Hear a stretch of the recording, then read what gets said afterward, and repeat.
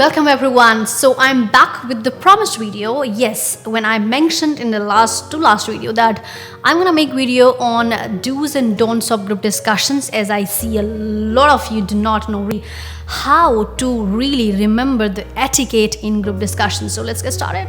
Okay, so before we talk about do's and don'ts, let me first give you the disclaimer that we are talking about group discussions, not debate for sure. Well, in debate, you are always in the mood to be competitive, to argue, to get your points across. Doesn't matter whether the rest of the people have spoken or have put their points forward or not. Whereas group discussion is mature discussion where you talk in different aspects of the topic. Alrighty, so let's talk about do's and don'ts now. So the very first one in the list of do's is you ought to have at least superficial knowledge about current affairs, which means what's going on around you. If you don't know anything about your state and the country and the place and the society, you're gonna be thinking that all the group discussions topic are outlandish for you. So this one is pretty easy to understand. It's like common sense. So second in the list is the ability to take initiative.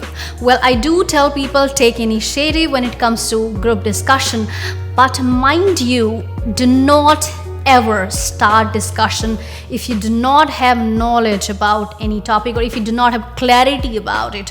I see a lot of people, what they do is they believe your leadership is checked when you open your mouth first. Well, no. I mean, if you don't know about it, you're going to mislead the topic. You better keep mum and let somebody else initiate the talk. If you do have knowledge, well, always start with your opinion. Well, third in my list is your body language. That plays a prominent role when it comes to discussion among the people, which means your body language, your non-verbal speaks louder than your verbal at times. And the most important one, I see a lot of time people get mistaken about wooing the moderator. You know, moderator is not there to have discussion directly with you. Moderator is just to analyze how the things are turning out in discussion. So do not have eye contact every now and then with moderator to convince, well, you see I'm speaking. That doesn't work. So the last on the list of do's is the habit of a good and effective communicator. And an effective communicator always talks with facts and figures, and that too verified, validated, authentic. So if you are the one who talks a lot with hypothesis, having a lot of hypothetical situations and mentioning people to imagine every time, well, this is not a session where you talk about your imagination. This is realistic conversation, discussion taking place among several people where you gotta talk realistic facts and figures. Well, of course, there are a lot of do's that I discuss in my session, and I'm going to make very soon quite illustrated video for the members of the channel as well about each and every step that one has to remember in group discussion. But by then, let's get into the don'ts. So now it's time to talk about don'ts, and when I talk about don'ts, I generally have to be a bit louder to talk to my students. Otherwise, they are on a march all the time to have argument, to make it debate or to dominate, and that's not group discussion. So in the list of don'ts that I'm going to discuss now, please take care of that.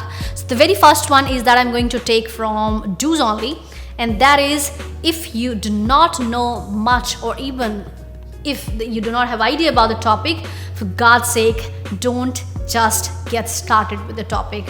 Otherwise, of course, you're gonna mislead it, and rest of the people who are the part of the group, they would have no freaking idea what to say next, or it's going to take a lot of time for them to bring the topic back to the road. So please don't do that. Second in the list of don'ts is taking care of your gestures, your body language.